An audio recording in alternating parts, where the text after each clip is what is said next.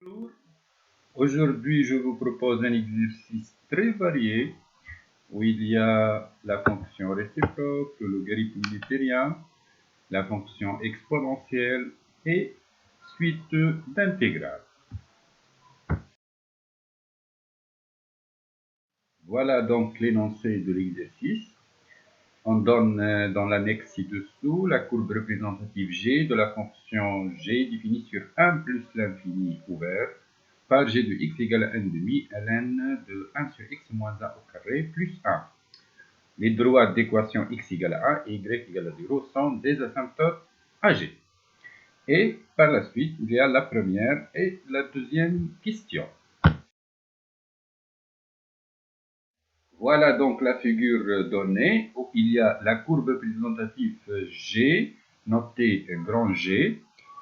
Donc on voit bien que la droite d'équation x égale 1 est une asymptote verticale à la courbe de G au voisinage de 1 à droite, ce qui donne que la limite de G en 1 plus, c'est égal à plus l'infini.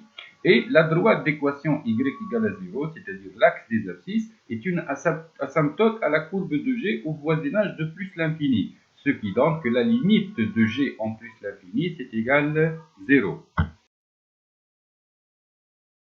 Premièrement, petit a, on veut montrer en utilisant le graphe, c'est-à-dire par lecture graphique, que G est une bijection de 1 plus l'infini sur un intervalle J que l'on déterminera. Alors, comme on a dit, donc en regardant la courbe représentative de G, on voit bien que G est strictement décroissante sur l'intervalle 1 plus l'infini, ce qui donne que G réalise une bijection de 1 plus l'infini sur l'image de l'intervalle 1 plus l'infini par la fonction G. On a G est strictement décroissante sur 1 plus l'infini et de plus elle est contenue sur 1 plus l'infini, donc J qui est égal G de 1 plus l'infini, c'est la limite de G en plus l'infini, la limite de G en 1 plus, donc c'est égal à 0 plus l'infini. En petit b, on veut expliciter la fonction réciproque de G. Donc, on va considérer y appartenant à l'intervalle de départ, c'est-à-dire 1 plus l'infini, et x égale g de y, ce qui équivaut à dire que x appartient à g de 1 plus l'infini, c'est-à-dire 0 plus l'infini, et y égale g moins 1 de x. Donc, x égale g de y, c'est équivaut à x égale à n demi ln de 1 plus 1 sur y moins 1 au carré. Et ceci équivaut à dire que 2x égale à ln, donc de 1 plus 1 sur y moins 1 au carré. On applique la fonction exponentielle des deux côtés. La fonction exponentielle, c'est la fonction réciproque de la fonction logarithme newtonien, ce qui donne exponentielle de 2x égale à 1 plus 1 sur y moins 1 au carré. Et ce qui équivaut à dire que exponentielle 2x moins 1 égale à 1 sur y moins 1 au carré. Oh, donc y moins 1 au carré égale à 1 sur exponentielle 2x moins 1. On applique le racine carrée. Donc, c'est équivaut à dire que valeur absolue de y moins 1 égale à 1 sur racine carrée de exponentielle 2x moins 1. Ce qui équivaut à dire que y moins 1 égale à 1 sur racine de exponentielle de 2x moins 1, car y moins 1 est strictement positif, puisque y appartient à 1 plus l'infini.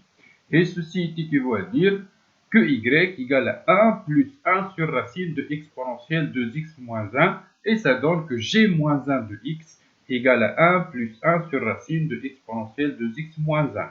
D'où, pour tout x appartenant à 0 plus l'infini, f de x qui est la fonction réciproque de g, c'est-à-dire f de x égale g moins 1 de x égale à 1 plus racine de exponentielle de x moins 1.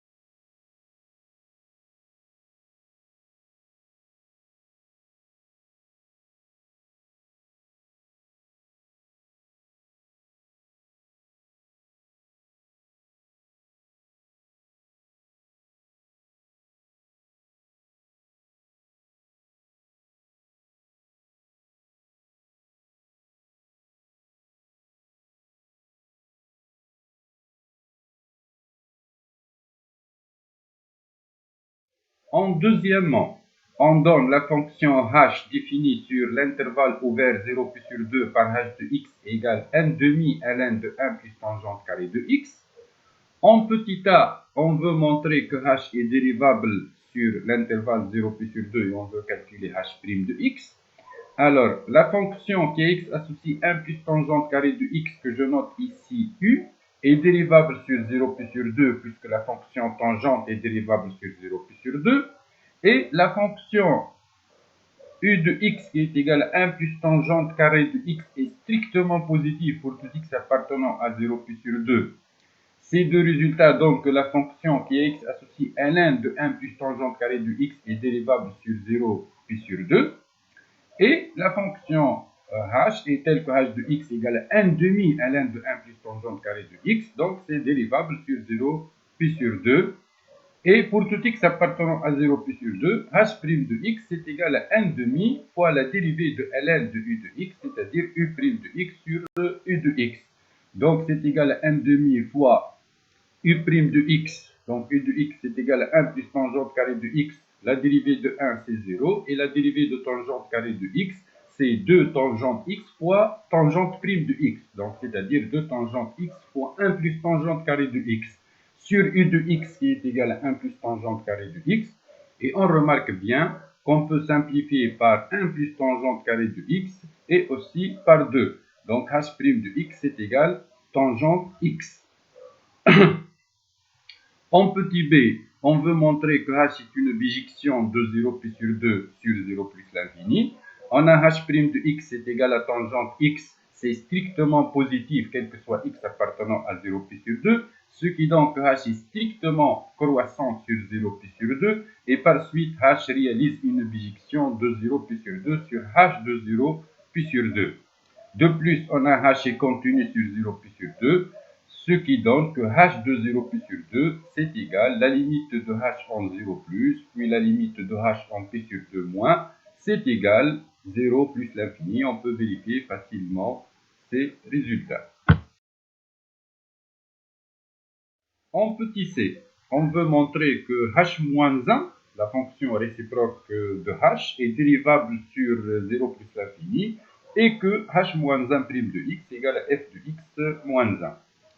Alors, on a h est dérivable sur 0 plus sur 2, et h' de x qui est égal à tangente de x est différent de 0, quel que soit x appartenant à l'intervalle ouvert 0 plus sur 2, ce qui donne que h-1 est dérivable sur h de 0 plus sur 2 ouvert, qui est égal à 0 plus l'infini.